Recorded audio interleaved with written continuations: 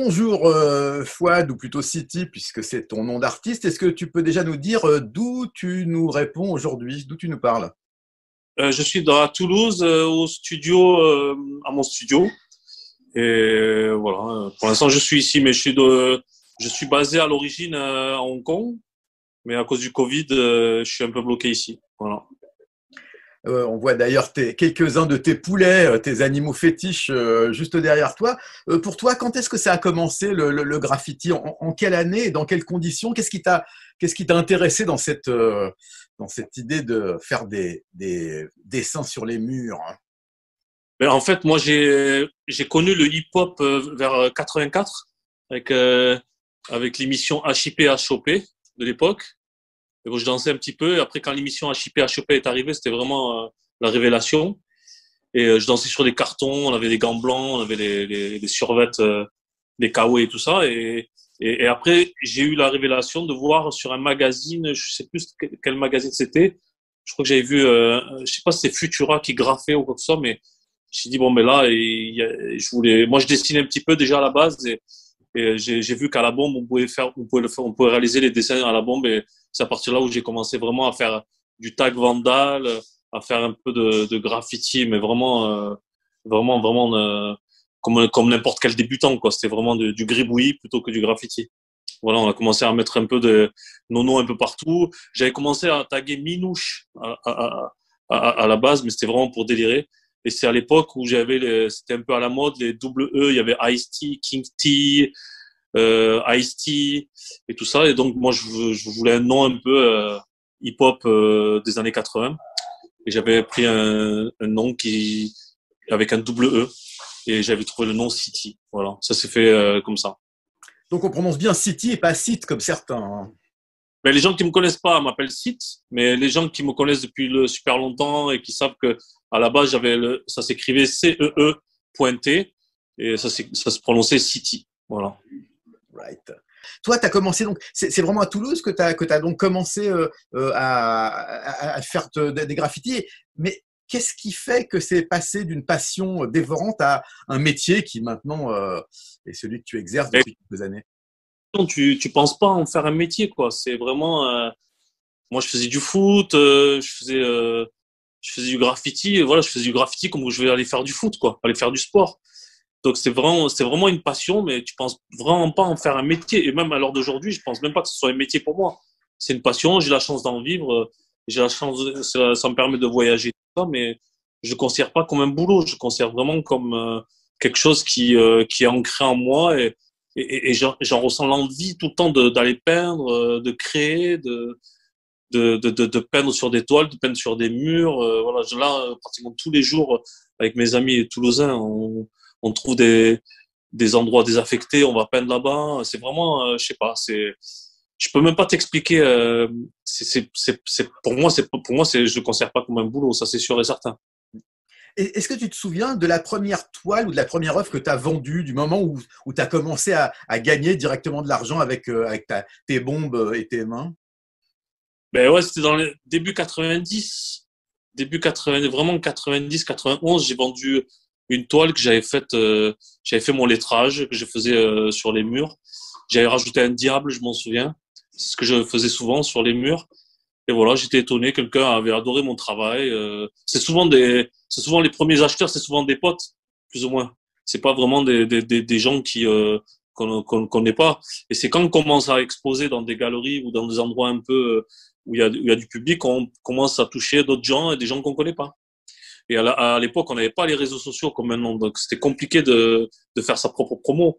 Moi, je me souviens qu'à l'époque, il y avait un petit magazine en noir et blanc qui s'appelait la Zulu Later. Mhm. Je mettais Les ZL, ouais.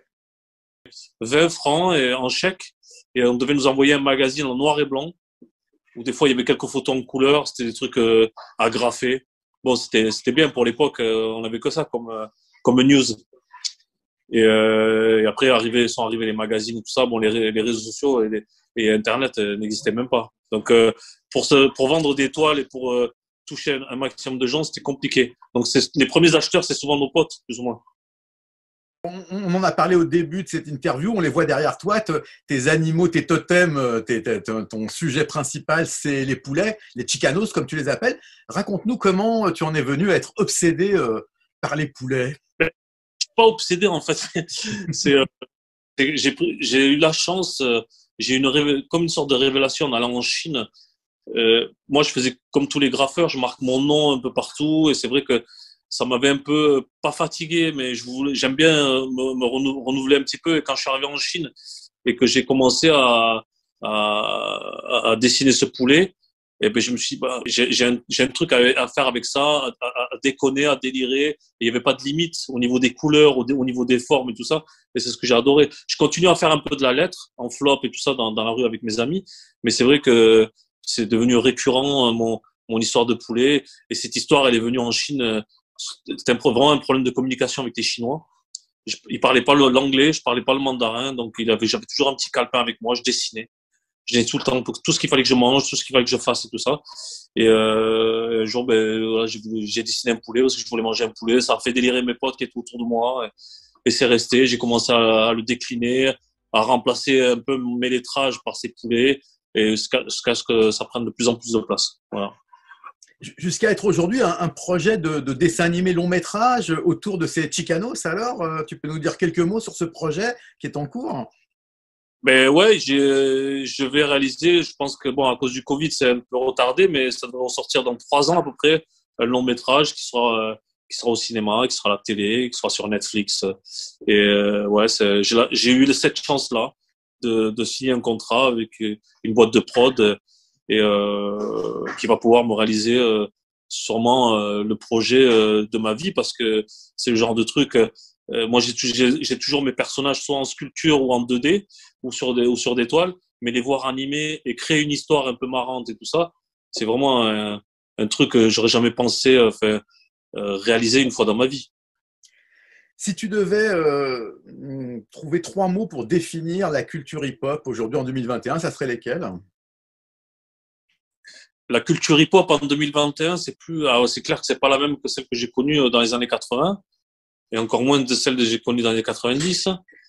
Celle de le hip-hop, je sais même pas si les mecs qui font du rap connaissent un graffeur. Enfin, je parle de la nouvelle génération.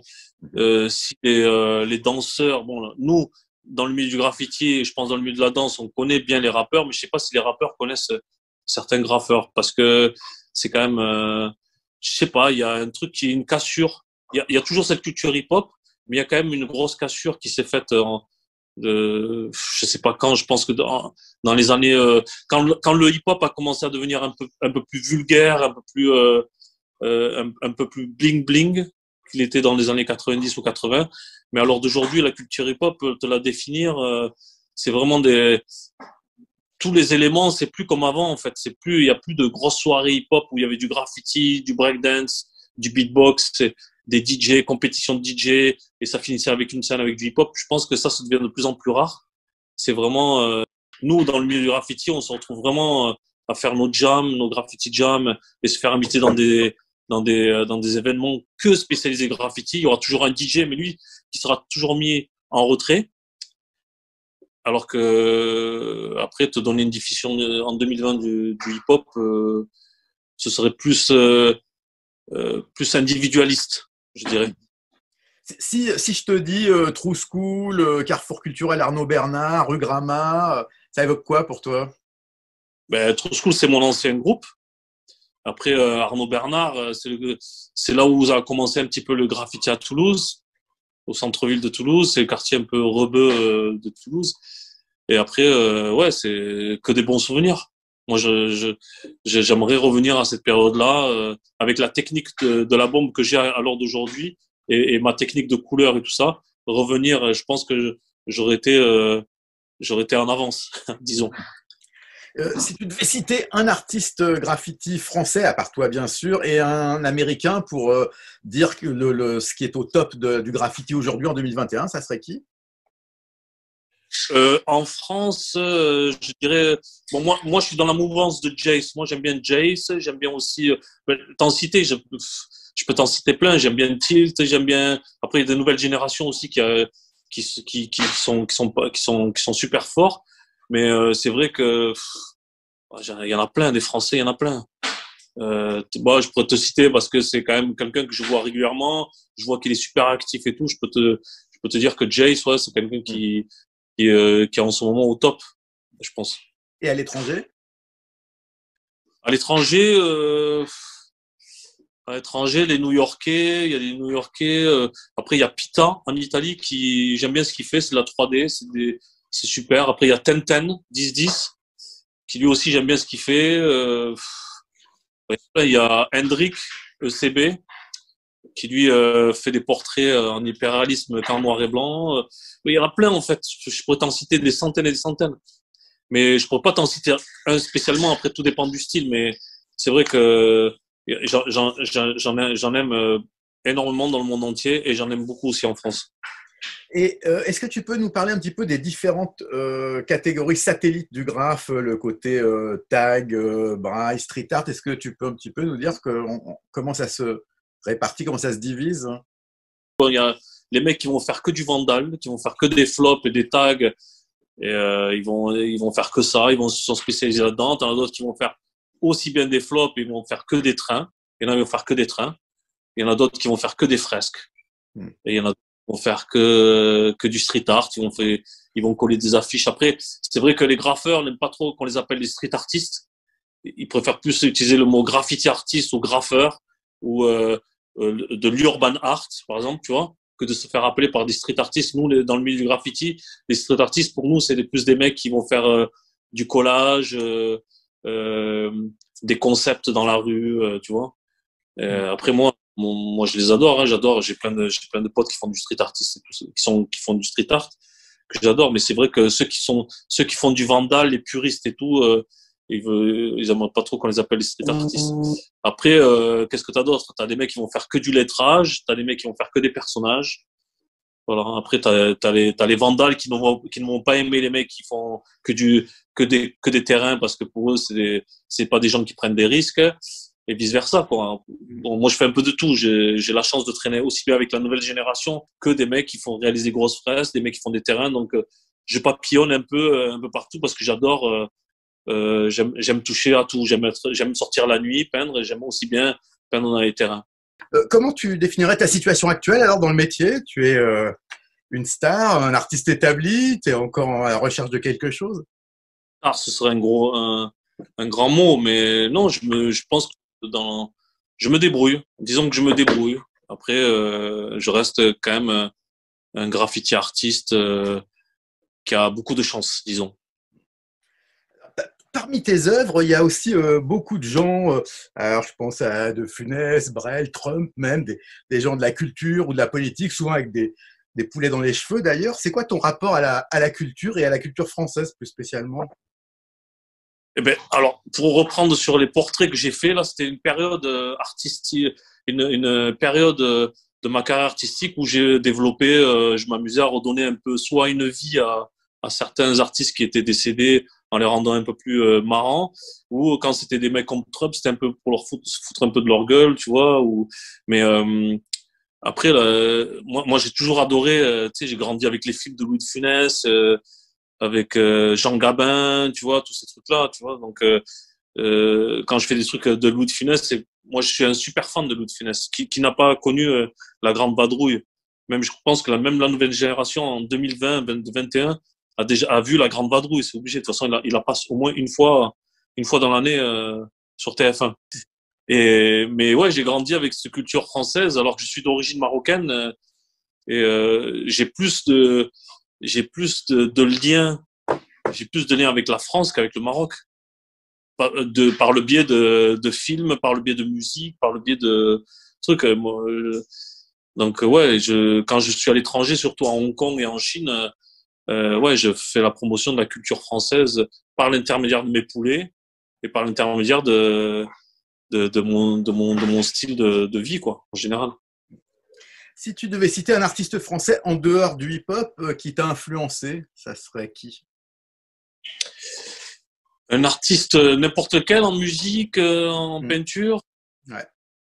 Alors en français, moi j'aimais bien à l'époque, le pauvre il est décédé, DJ Mehdi, j'aimais bien ce qu'il faisait. Sinon, disons, qu'est-ce que j'écoute? J'écoute, ça s'appelle Double. Tu vois, c'est un mec qui fait du funk un peu là. Ça, j'aime bien ce qu'il fait. Moi, j'ai toujours été super old school, funk et tout. Et lui, là, il est arrivé à refaire de la musique old school en neuf. Et en plus, il le fait avec des vidéos super marrantes et tout ça. Donc, ouais. Après, c'est pas une artiste qui est super connu non plus du grand public. Mais si pourtant c'était un qui est connu du grand public, que j'aime bien, euh, je sais pas, j'aime bien DJ Snake, par exemple, j'aime bien ce qu'il fait. Surtout d'où il vient. Moi, je l'ai connu, je l'avais fait venir en Chine.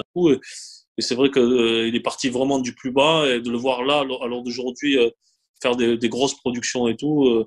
Ouais, j'aime bien ce qu'il fait. Ouais. Est-ce que tu suis un peu la jeune scène du graffiti, les rookies qui débarquent sur la scène? Et si oui, est-ce qu'il y en a que tu pourrais nous dire qui, à ton avis, vont avoir de l'importance ou vont avoir un impact dans les années qui viennent? Il y a un jeune qui s'appelle Ador, que j'aime bien, tu vois, c'est fait des personnages. Et lui, je l'ai connu dès le début, quoi. Et lui, je trouve qu'il a un potentiel. Et je pense qu'il ira loin. Je pense qu'il ira loin. Après, si tu me parles de gens qui réussissent dans la peinture, je peux te parler de lui. Mais après, si je te parle de gens de vandales, en général, les vandales, ils percent pas parce qu'ils se font toujours chasser par la police, par la justice et tout. Donc, c'est des gens qui resteront toujours dans l'ombre, malgré eux. Et c'est des mecs, quand ils vont faire des trains, ils mettent jamais leur nom. Ils changent tout le temps de nom, de style et tout. Donc, c'est plus pour pour le fun d'aller faire un train ou de faire du vandal. Mais pas pour chercher à avoir une notoriété comme on essaie, nous, de le faire en galerie ou en musée. Alors donc là, cette semaine de hip-hop de l'Institut français d'Écosse présente donc les 5 disciplines, les 5 piliers du hip-hop, hein, graffiti, turntablisme, rap, breakdance, beatbox. Est-ce que tu connais les 4 autres intervenants? Je connais un peu la réponse, mais il y a Akhenaton, il y a DJ Mousse, il y a Eclipse et il y a Fabrice, le danseur. Est-ce que tu peux nous dire un par un si tu les connais et peut-être une petite histoire sur l'un d'entre eux ou de l'autre? Bah, c'est un pilier d'IAM que je connais, enfin je connais, que j'ai côtoyé longtemps. Moi j'avais reçu la cassette à Toulouse, leur mixtape s'appelait Mars, ou je me souviens plus du nom. C'était Concept. C'était Concept, la cassette Concept. J'avais une mixtape qui était sortie. Alors nous à l'époque c'était vraiment les Parisiens qui avaient un peu le monopole du rap à l'époque et tout ça. Mais après, quand la cassette est arrivée à Toulouse, qui venait de Marseille, quand on a écouté ça, on a fait ah ouais. Ils avaient un flow, ils avaient une sorte de, ils chantaient aussi en anglais, je crois, à l'époque. Et après, moi, j'étais allé les voir à Montpellier. Et on les avait côtoyés, on avait mangé vite fait avec eux un sandwich et avant qu'ils aillent faire leur concert, ils nous avaient fait rentrer gratuitement. Donc c'est la seule anecdote que je peux avoir avec Shuriken et Akhenaton. Et Mousse?